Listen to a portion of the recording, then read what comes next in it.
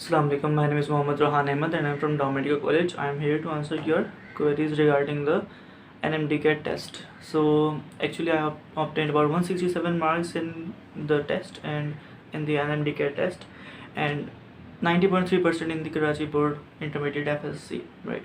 So the first question was, are Sindh textbooks enough or should I study federal books along too with the Sindh textbooks?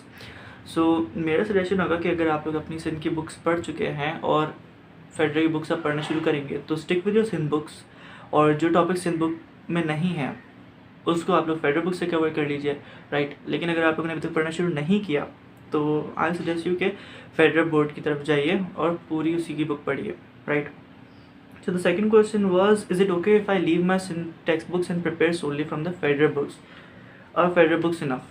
तो इसके लिए suggestion होगा कि same suggestion कि completely okay है, आप लोग फेडरल बुक से वो सब कुछ पढ़ सकते हैं जो कि पीएमसी सिलेबस में अवेलेबल है, जो पीएमसी सिलेबस में दिया हुआ है, right. So what is the most important thing you need to focus while preparing for NMDCAT according to you? So the most important thing you have to worry about in the NMDCAT is your concepts, right?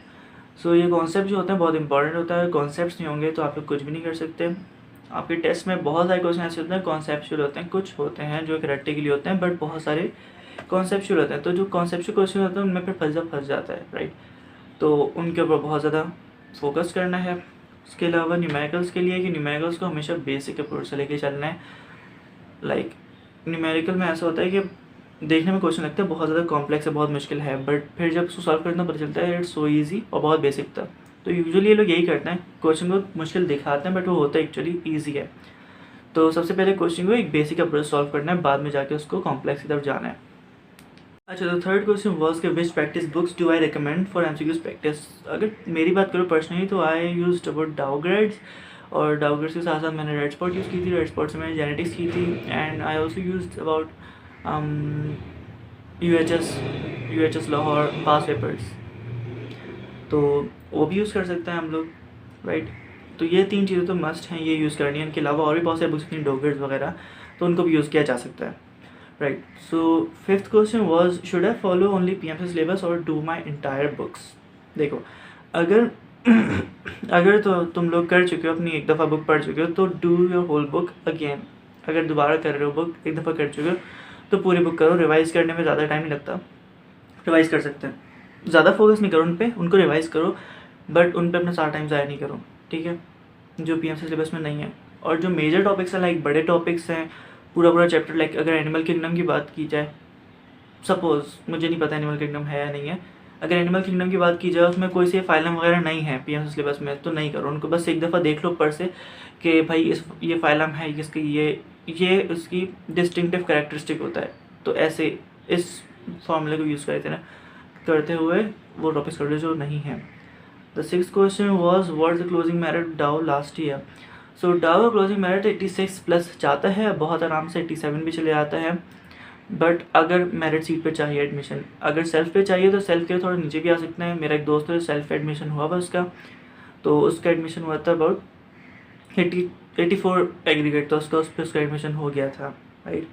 सो अब seventh question तरफ आता हूँ। Seventh question है, can NMDCAT be prepared in this 1 month? Yes, it can be prepared, it is possible but improbable. Like prepare हो सकता है but खूब मुश्किल है, बहुत कम लोग कर पाते हैं। लेकिन जो लोग कर पाते हैं उनकी खासियत क्या होती है कि वो इंटेलिजेंस हर कोई होता है, राइट। वो जो होते हैं सेल्फ डेडिकेटेड होते हैं, ठीक है, उनमें सेल्फ बिलीफ होता है और उनमें कंसिस्टेंसी होती है, और उनके पास सिर्फ पॉजिटिव थॉट्स होते हैं। वो नेगेटिव थॉट नहीं रखते कि मुझसे नहीं हो पाएगा और ये नहीं होगा वो नहीं होगा, ठीक है। तो ये अगर सारे काम करो ना, dedication, this self belief and hard work plus this positive thoughts, तो ईजीली हो सकता है 1 month में भी, ठीक है। तो 8th question, what would I suggest to the NMDCAT student regard preparation? I would suggest the same thing, keep calm, be positive, study hard, dedicate yourself to your studies, put your goal ahead yourself. कि तुम लोगों को कहीं जाना है तो इसके बारे में देखो, अगर तुम लोगों का गोल है, अगर एम होता है तो बंदा ज़्यादा अच्छे से काम करता है। तो अपने सामने एक एम रखो कि भाई मैंने इस यूनिवर्सिटी तक जाना ही जाना है। लाइक मैंने अपने सामने डाउ का एम रखा था, तो अल्हम्दुलिल्लाह आज मैं डाउ में हूँ। तो जिस तरीके से बच्चों ने और किसी ने रखा था, कहीं किसी ने कहा था मैंने इधर जाना है, तो उसका वहाँ पर एडमिशन हो गया, तो वो लोग वहाँ पर हैं। ठीक है, तो एम रखो, एम रखने वाले बंदे ही कामयाब होते हैं। बगैर एम रखे तो कोई बस लाइक टारगेट के बाद कोई चीज़ अचीव नहीं होती। ठीक है, तो एम रखो। So briefly give some tips for physics MCQs since they are tricky. Physics MCQs के लिए यही दूंगा। देखो, सब लोग कहते हैं कि फिजिक्स MCQs में न्यूमेरिकल्स बहुत ज़्यादा आएंगे और ये आएंगे वो आएंगे। नो, न्यूमेरिकल्स 30% होता है, लाइक 1/3 होता है of the total physics part. 1/3 numericals आते हैं। ठीक है, 1/3 पार्ट न्यूमेरिकल्स से आते हैं जब मेरे साल तक। तो अब न्यूमेरिकल्स पे क्या करना है कि न्यूमेरिकल्स से फोकस करना है, बहुत ज़्यादा नहीं करना, लाइक पूरा टाइम न्यूमेरिकल को नहीं देना। मेरे साथ बहुत सारे बच्चे जो है सिर्फ न्यूमेरिकल्स को टाइम दे दिया और थ्योरी की नहीं, तो उनका फिजिक्स का जो पार्ट था वो रह गया काफ़ी सारा, क्योंकि थ्योरी बहुत सारी आई थी। अच्छा, तो थ्योरी को तो कॉन्सेप्ट बनाना है। न्यूमेरिकल्स को ये करना है कि न्यूमेरिकल्स को छोटे तरीके से लाइक शॉर्टकट्स ढूंढना है। न्यूमेरिकल में ये नहीं करना है कि लॉन्ग कट्स की तरफ जा रहे हैं, लंबी कैलकुलेशंस। नो, उस कैलकुलेशन में शॉर्टकट ढूंढो। डिफरेंट टाइप से वीडियोस उठाओ, उन पे शॉर्टकट्स गिवन होते हैं, कैलकुलेशंस के, फार्मूलाज के, सब शॉर्टकट फार्मूलाज यूज़ करो, राइट। तो अच्छा, so now question number 10, what should be my strategy to do NMDCAT preparation in 1 month. So question somewhat similar है, इससे पहले भी ऐसा क्वेश्चन आया था, बट इसके लिए थोड़ा सा एक और मैं थोड़ा सा बता दूं कि go for high yield topics. Like जो टॉपिक्स होते हैं, कुछ हर चैप्टर में कुछ ना कुछ टॉपिक ऐसा होता है जो पेपर में यूजुअली पूछ जाता है, उस चैप्टर से वही चीज़ पूछ जाती है। तो फर्स्ट गो फॉर दोज। अगर 1 मंथ रहता है आपके पास, तो सबसे पहले वाले सारे टॉपिक्स कर लें, फिर उसके बाद बाकी की तरफ जाएँ, राइट। तो ये एक अप्रोच हो सकती है 1 मंथ में करने के लिए। Actually I am not experience for that, so मुझे इतना पता नहीं होगा, बट स्टिल जो मुझे पता है मैं आप लोगों को बता रहा हूँ। सो द क्वेश्चन 11 वॉज कि what should be the time table for MDCAT aspirant, how long should one study. अब देखा जाए तो हर किसी की टेंडेंसी अलग अलग होती है, राइट। जो टॉपिक मैं 3 घंटे में करता हूँ, बहुत सारे बच्चे आप में से कोई होगा वो 1 घंटे में वो कर लेगा, और कोई होगा वो 6 घंटे में उसको करेगा, right. So there is the difference. तो इस डिफरेंस की बेसिस पे मैं कोई एब्सोल्यूट टाइम तो बता नहीं सकता, बट ये मैं कह सकता हूँ कि जितना टाइम मिले उसमें पढ़ें, जितना भी टाइम, खाना खाओ, सो अपनी एक्टिविटीज़ करो और पढ़ो। ठीक है, इसके अलावा एक और काम ज़रूर करना कि अपने लिए फ़िज़िकल एक्टिविटीज़ के लिए लाइक कोई स्पोर्ट्स वगैरह, फिज़िकल स्पोर्ट्स, और फैमिली के साथ टाइम ज़रूर गुजारो, बिकॉज फैमिली के साथ टाइम गुजारने से मेंटली स्टेबिलिटी और मेंटल पीस आता है अक्सर लोगों को, राइट। और इसके अलावा फिज़िकल स्पोर्ट्स से दिमाग तेज़ होता है। ठीक है, तो ये ज़रूर करना है। So the 12th question was till when should be finish our MDCAT syllabus. देखो, सबसे ज़्यादा आइडियल अप्रोच ये रहेगी कि ना 1 मंथ पहले कर लो सिलेबस। यूजुअली बच्चे यही करते हैं। मैंने खुद भी 1 महीने पहले सारी प्रिपरेशन कंप्लीट कर ली थी, बट बहुत सारे लोग होते हैं उनका नहीं हो पाती, लाइक मेजॉरिटी का नहीं हो पाता। तो एटलीस्ट 20 डेज़ रखो, और अगर ये भी नहीं हो पा रहा है ना, बिल्कुल भी नहीं, तो 10 to 15 डेज़ तो मस्ट है, बिकॉज 10 to 15 डेज़ लास्ट के वो रिवाइज़ करने के लिए, जो मेन टॉपिक्स उनको रिवाइज़ करने के लिए लग जाते हैं, तो वो ज़रूर रखने चाहिए।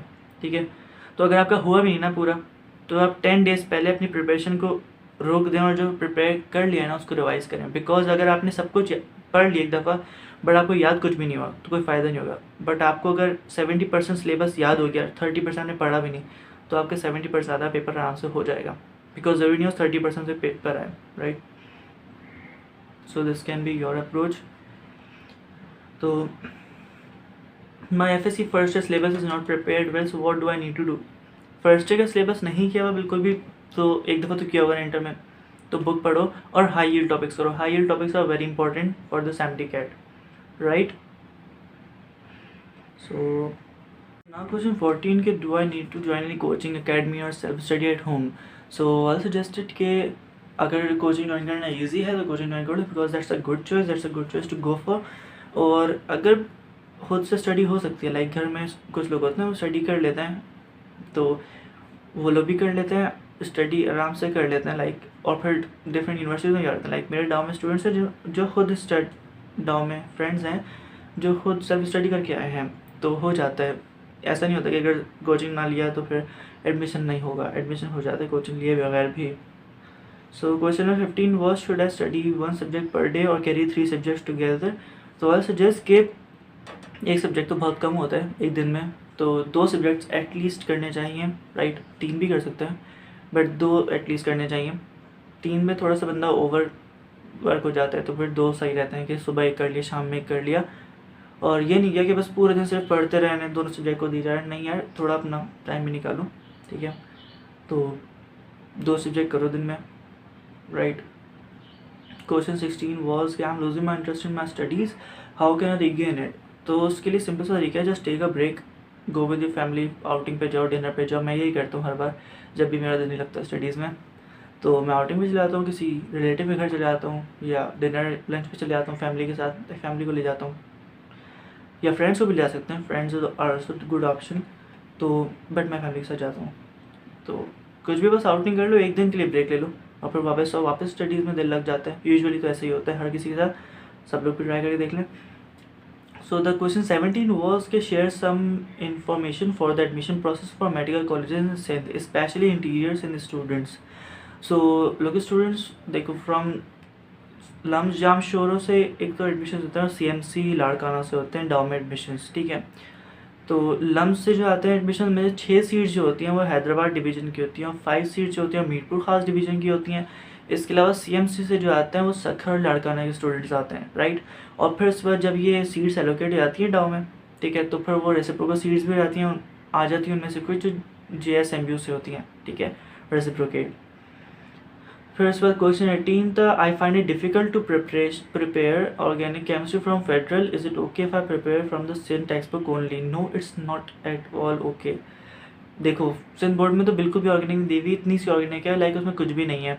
इतने सारे टॉपिक्स हैं फेडरल बोर्ड की बुक में, और सारे टॉपिक कवर करना ज़रूरी है। अगर फेडरल बोर्ड की बुक से नहीं पढ़ा जा रहा तो वो टॉपिक्स लो और उनको किसी और सोर्स से, यूट्यूब से, गूगल से, खान अकेडमी, बहुत सारी चीज़ें हैं, उनसे कवर किया जा सकता है, तो उनसे कवर कर लो, राइट। बट उन टॉपिक्स छोड़ना नहीं है, because there are very damn important topics.